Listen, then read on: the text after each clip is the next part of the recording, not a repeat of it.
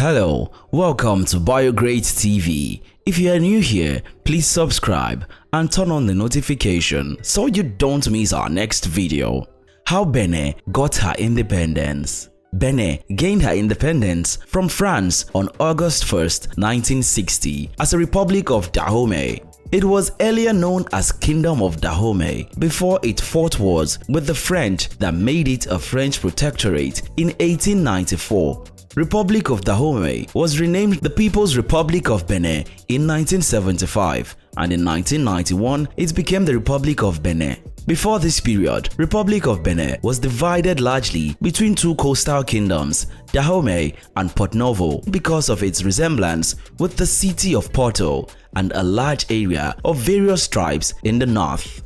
The French assembled these various groups together in the colony of French Dahomey, which was part of the various colonies of French West Africa from 1904 until 1960.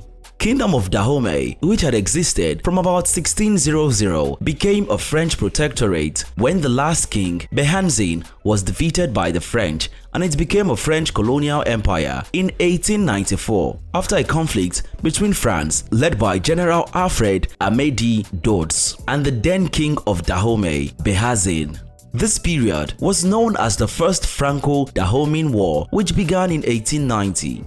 At a time when European powers were busy conquering and invading many African territories, the French established commercial ties with the indigenous people of the area, including Kingdom of Dahomey. Dahomey was rich in power at this time, and one of its sources of wealth was the small kingdom of Porto-Novo near the coast. Porto-Novo was attacked by British anti-slaving ships in 1861. This made Porto-Novo to axe and then receive protection from the French in 1863, but this was rejected by Dahomey. The people of Dahomey also claimed the port of Cotonou, which was their own, even though the French believed it was under their control. Dahomey used its power to raid Porto-Novo even though it was under French protection. This was at a time when Porto-Novo had just re-established its French protection under the new king, Toffa, who took power in 1874. Dahomey continued to raid on Porto-Novo, and in March 1889 they attacked Ouémé, which was led by the chief under French protection. The chief was beheaded and had his head wrapped in the French flag when he said that the flag would protect him. Another event that led to the beginning of conflict between the French and Dahomey is when France sent a mission to Dahomey's capital of Abomey to assert its claims to the port of Cotonou and offered to pay Dahomey annually. King Behance of Dahomey received the mission, but nothing was done about it. This made the French to build up its force in Cotonou, marking the beginning of the Franco-Dahomean War. There were battles in Cotonou as well as Atrupo, where the Dahomey forces and French forces were involved in a series of attacks, which led to the death of many. Dahomey was able to fight the French all the way back to Porto-Novo before breaking off attack and turning without taking the city. Eventually, Dahomey signed a treaty recognizing the Kingdom of Porto-Novo as a French protectorate, and King Behance was paid 20,000 francs annually for giving up his traditional rights. One would have thought that would be the end, but the treaty signed didn't really matter as they both prepared for another decisive encounter. After their defeat to the French, Dahomey re-strategized and quickly rearmed for another war, which was known as the Second Franco-Dahomean War.